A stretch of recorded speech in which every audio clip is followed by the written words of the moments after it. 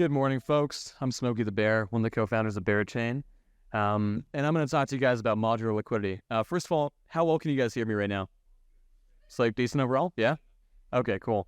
The other thing is that I had to talk about modular day earlier today, so I decided to talk about modular liquidity because it felt like, a little bit of a, two birds, one stone kind of thing. So I guess we'll start by talking about what is modular liquidity. No one really knows. I'm not too sure myself, but it sounds like a good word and kind of gets the people going. So I think we'll lead from there. I think we'll break it down into a couple of concepts. First and foremost, what is modularity itself? It's a buzzword recently. It's price go up with Celestia. It's everything in between. But beyond that, it's also this idea of like flexibility or, drag and drop in a blockchain, this fluidity with your design and how you build a stack. It can be that in a very traditional sense of, hey, you've got your DA layer, your execution, your settlement, or it can be as simple as plug and playing a module within the Cosmos SDK, like we do. But beyond that, we actually think a lot about liquidity. Right, liquidity can be defined in so many different ways, but when we think about it, it's actually capital that's contributing to activity on a blockchain. In some ways, that can be part of a validator set, liquid staked, etc. In other ways, that can be capital that's actually living on the chain itself. It can take the form of ERC20 tokens, LPs, NFTs, ERC721s, 1155s, everything in between. But it's got to be doing stuff on the chain. So, we asked the biggest question of all, which is why the fuck is there a guy in a bear mask sitting over here or standing over here and talking to you about this? It's not an unreasonable one. And that's where we get to Berachain, because I'd be irresponsible if I wasn't here talking about liquidity and talking about Berachain in parallel. Berachain is a modular EVM-compatible L1 built on top of the Cosmos SDK and powered by what we call proof of liquidity. Proof of liquidity is a Sybil resistance or consensus protocol that's meant to turn liquidity into a form of security without sacrificing it and use it to power applications that are building on top of the chain. In short, Berachain really helps to make liquidity flexible and fluid. So when we think about this, and we're at Liquidity Day, of course, it's how do you make liquidity do stuff? How do you actually get liquidity? We've seen a number of approaches recently, some more legal than others. But let's take the approach of, Blast and Manta. You've been able to get a whole bunch of relatively low risk, blue chip, opportunity cost reduced yield bearing assets in the form of, Lido ETH, Ondo USDC or USDY, etc. And use that to bootstrap a whole bunch of pre-launch TVL and a multisig. Cool. Works. Very effective. The next thing that you can do, and this is perhaps a little bit more about how we think about building an ecosystem, is this B2B2C approach of building a whole bunch of different nodes or applications that can actually fulfill what I think about as the next million or next billion users mean, right? I think we talk a lot about onboarding people into the space. I think one of the biggest issues that we face nowadays is that there isn't really that much in crypto that people want to use that they can uniquely access. And my thesis on the space, and I think our thesis as a team, is very much so on one hand, abstraction, and on the other hand, the development of highly composable, entirely novel applications built on chain is what will actually spur that next wave of adoption.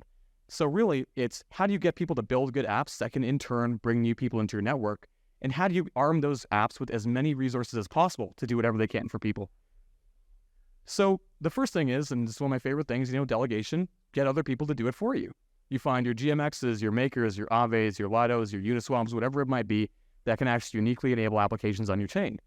But a big question, one that we'll probably end up touching on later today, is how do you actually make people build uniquely on you? It is a wasteland out there. There are tons of forks everywhere you go. Very few chains have differentiated applications. How do you actually lock down those winners?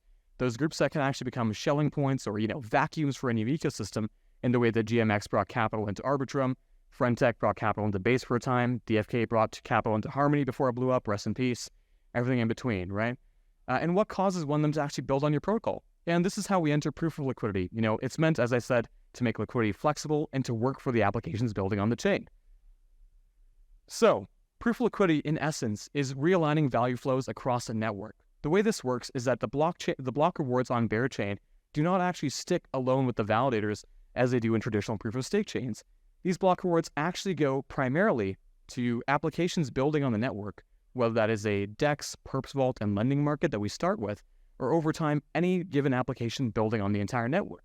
That means that users can maintain their behavior, applications can maintain their design, while getting the additional, utility, and in some cases, value of the governance token of Berachain, BGT. Now, one important thing to factor into this equation is that BGT, or the Bera governance token, it's kind of on the nose, is entirely illiquid and can only be obtained by doing the work or providing the value of adding liquidity to the ecosystem in a governance-approved manner. So this kind of funky diagram featuring a Bera basically, walks through the user flow and the incentive flow in the network. What's really, I think, important to zoom in here is the validator protocol interactions. What Berachain enables for the first time is for protocols to work directly with validators to bootstrap their own liquidity. So the way that works is that a protocol could basically partner with a validator, say, hey, I'm going to bribe you or give you an incentive with X amount of my tokens, X amount of my fees, X% of my emissions, whatever it might be for a given time frame. And in exchange, you're going to direct X% of the block rewards that you are winning as a validator towards my pool on the chain DEX, on my application itself, once approved by governance, everything in between. This actually means a couple things. On one hand, validators have unprecedented economic control or economic incentives across the entire ecosystem and can do more than they can in almost any other proof-of-stake chain, while still having opportunities for MEV, block reordering, everything in between. And protocols can actually work closely with these validators to give, users who are using them not just emissions in the form of their own tokens or their own fees, but that of effectively the, staking and eventually turning into gas token of a whole blockchain network. The way this works is that each validator on Berachain, there's about, 100 plus because they're, we're a Cosmos chain, tend to make consensus under the hood. Each validator has its own cutting board or pie chart. They're able to effectively say how they'd like to direct incentives across the ecosystem. So every time they win a block, 50% could go towards a DEX, 50% could go towards a lending market pool, or it could go all over the place. It's really up to each of them. And the weighted average of each of those validators' vote weights, which is determined by the amount of liquidity that users have effectively provided, and then staked BGT with them, is what determines emissions across the entire network. So as we see it, Berachain drives value flow from the validators to the applications to the users, as opposed to the other way around as we see nowadays. So, basic, process here, user provides liquidity on the DEX, super simple, starts earning block rewards in the form of BGT and the trading fees on their LP. Then user delegates that BGT that they earned to one of their validators. That validator may be getting bribes from protocols or itself, and then they'll, continue funneling that towards the user, along with a portion of fees generated by the entire network. User's getting paid. User's pretty happy at the end of the day. It's getting block rewards, trading fees, protocol incentives, validator incentives. Good day. And the way that we think about this is how do we minimize friction for applications building on the network? As much as I love devs are lazy. I'm lazy. It's good. But with that, you don't want them to have to modify their fundamental code base, their design choices, all the hard work that they put in along the way in order to be retrofitted to your network. So as we see it, the whole idea of proof of liquidity is to allow any form of value to plug into POL such that, an application can be powered by a chain, whether it's a Uni v3 style LP, an NFT AMM, a marketplace, a social fly platform, anything in the middle. And, why is it modular? Because I talked about that word a little bit earlier. We actually see for the first time, I think, a highly differentiated and a highly decentralized flow of block rewards across the entire network.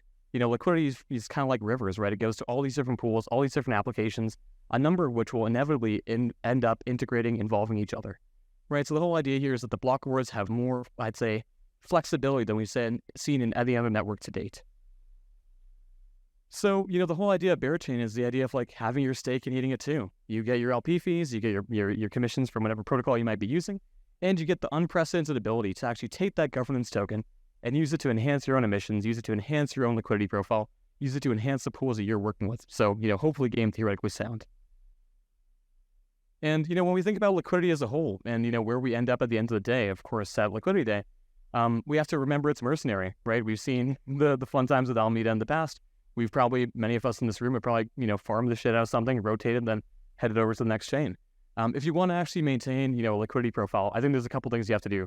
One is that you have to have a massive total addressable market. So the way that we think about this is by being EVM on Cosmos, we're able to access the developer community, the liquidity profile, and I'd say the ease of use of the EVM side of things, while also having IBC enabled such that if someone wants to go swap into TIA, Dimension, say, whatever it might be under the hood, they're able to do so without leaving their chain on Berachain. And beyond that, you also have to build applications or encourage the building of applications that have highly differentiated use cases. And the way that we see ourselves as a chain is effectively ending up with a few different win conditions, and it could be one of the three or all of them and a combination of the above. So, one, novel applications being built on the chain, and POL effectively allowing them to reach escape velocity or effectively reduce their activation energy, so as many of these top-tier, highly capable devs can basically build and go 0 to 1 on Berachain. The second is by doing so, hopefully bringing some of the deepest pools of liquidity into the network, such that then you have these swap aggregators, your 1inches, your 0x's, everything in between actually routing order flow into the chain, increasing MEV opportunities, and driving more fees to BGT stakers.